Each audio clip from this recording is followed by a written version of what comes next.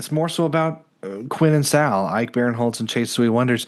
It's about their character growth and their fight and their struggle. But it also doesn't feel so tied to their character arc that now they're going to be completely benevolent in the other episodes. Yeah, it kind of borrows some of that sitcom energy where it returns to the status quo at the end of each episode, kind of. We're not dramatically changing the world in every episode.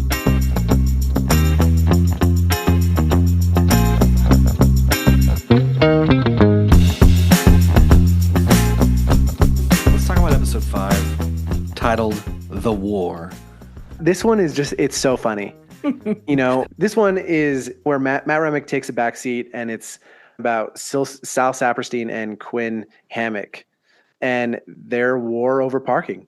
And it's hilarious. I titled in my notes, A Tale of Two Execs, like a Tale of Two Cities.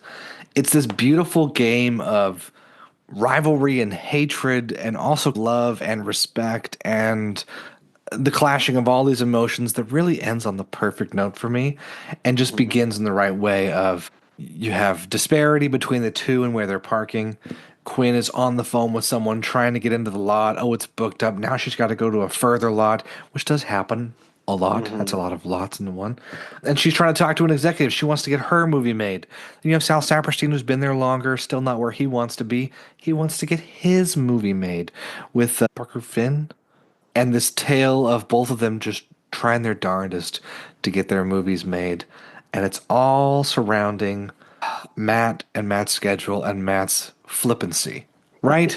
The way he's able to be swayed by both of them, which I love. Yeah. This is a fun episode for me to watch because I'm not a petty person at all.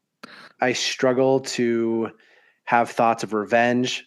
I struggle to assert myself in any tangible way that could displease anyone else.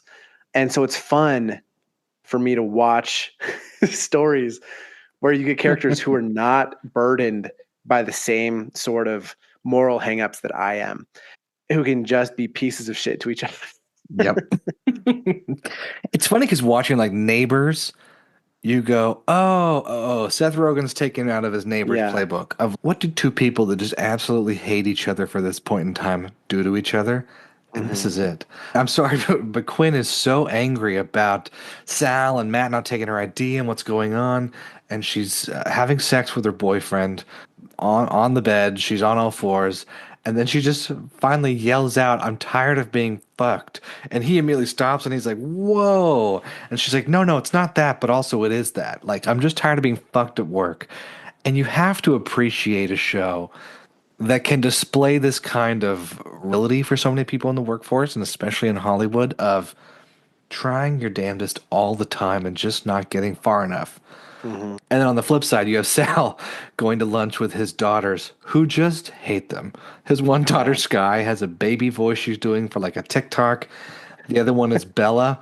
And she's like, Dad, why did you order all this meat? I'm vegan. He's like, since when? Since last week when I texted you.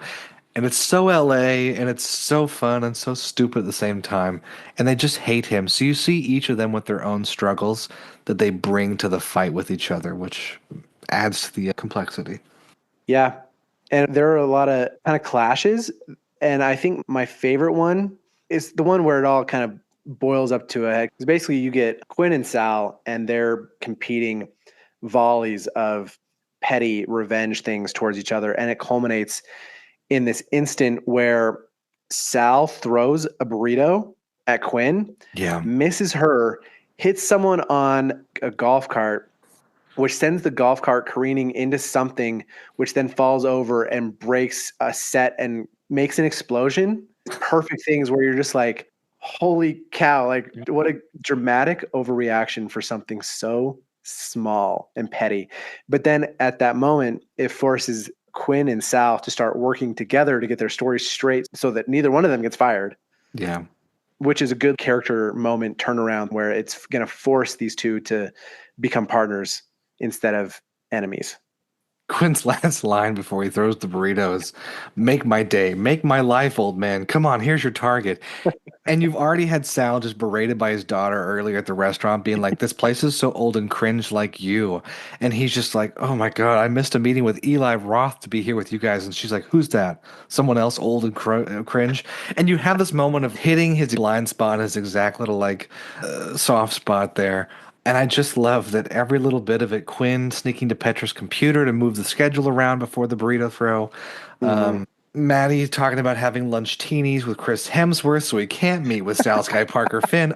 All these little things that if you know anything about Hollywood actors' names, you're like, oh, that's fun, fun, fun, fun. Yeah. Okay, the burrito, the explosion is wild.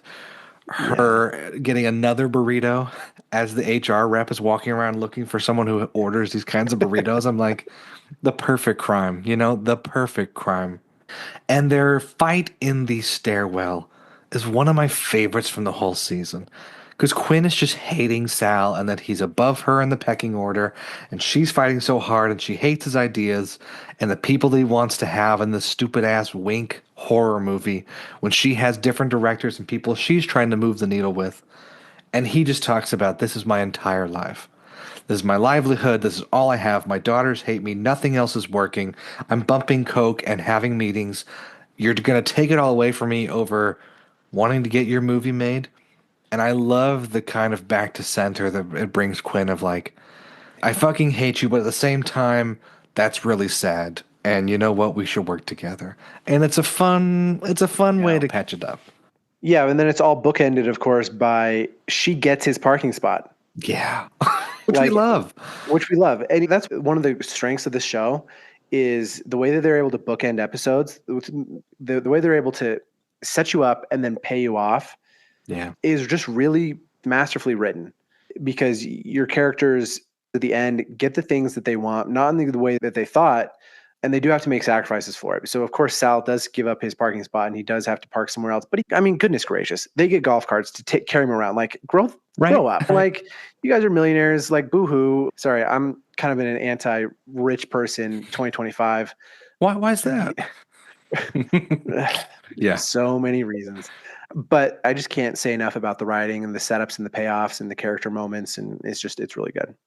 Yeah, there's that stupid joke from Family Guy in which Seth MacFarlane throws in something that an old teacher told him and then applies to The Godfather, where Peter, they're all confessing in this sinking ship, like, all right, what's your deepest, darkest confession? And Peter's like, The Godfather is too much. It insists upon itself. And it's a stupid line that's been brought up so many times now because everyone loves the film Mhm. criticism. This show does so well at not insisting upon itself too much. Each moment Yeah. you're like, oh, it's human. Okay, okay. They're working here. This could be a different workplace comedy, much like The Office or Parks and Rec or any other number of shows. Seth's just telling us what he's experienced and what people like him have experienced on movie sets. Hmm. It's not so masturbatory as like a movie about a screenwriter trying to write a screenplay and instead write something else. Like Yeah. that movie with Nicolas Cage and Philip Seymour Hoffman. It's much more, hey, this is our workplace comedy in Hollywood, and now you get to see it. You enjoy watching TV? There you go.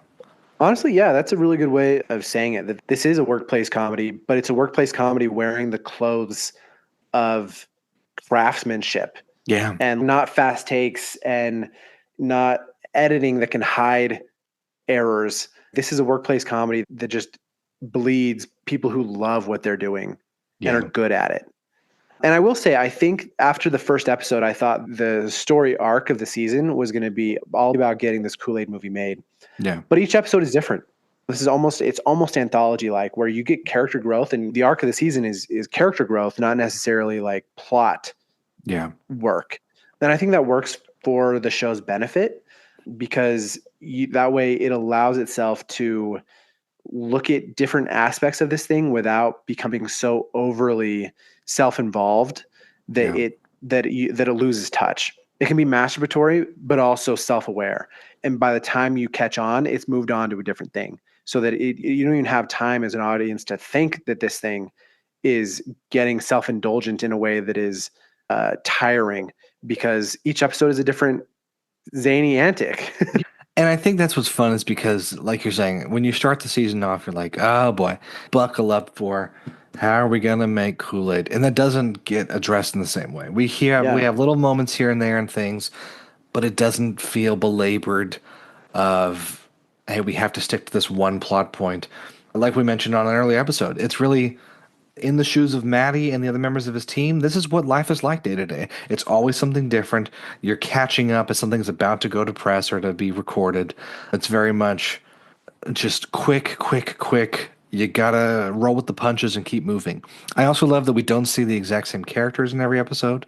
We don't have Catherine O'Hara's Patty Lee in this one. We don't have some other people that maybe could have been mentors, mediators, or fixed the problem before it came to a head. It's more so about Quinn and Sal, Ike Barinholtz and Chase Sui Wonders. It's about their character growth and their fight and their struggle to come out better in the end, right? A more rounded person. But it also doesn't feel so tied to their character arc that now they're going to be completely benevolent in the other episodes. It's like, no, no, no. They're still vying for power. It's just they're on a more even playing field here. Okay. Yeah. We're okay with that. Yeah. Yeah, it kind of borrows some of that sitcom energy where it returns to the status quo at the end of each episode, kind of, so that we're working from something, we're not dramatically changing the world in every episode. Yeah, the next episode that we'll just barely tease is pretty much all Matt. It's called the Oncologist. Pediatric Oncologist. And we really get it all through Matt's shoes, and we hear from everybody else without it being too much of them involved. So I like the balance, and at least for me, this episode, that burrito throw is just chef's kiss. A burrito chef's kiss. It is just the most perfect moment. It was so funny in Anchorman for Will Ferrell to throw a burrito out and hit Jack Black, and that to be so iconic. This is a different burrito throw, but it's just great.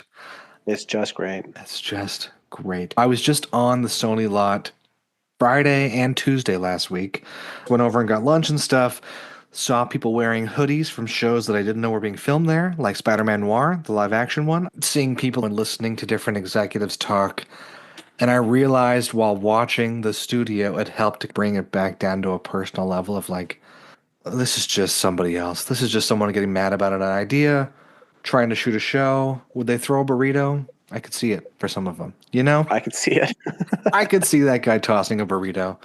So yeah, a fun one today, and we hope everyone stays tuned in for next week's, which again is a lot about Seth poking fun at his own idea and his own field of work. So until next week, everyone watch good movies and TV, watch the next episode of The Studio, and then tune in for our next episode.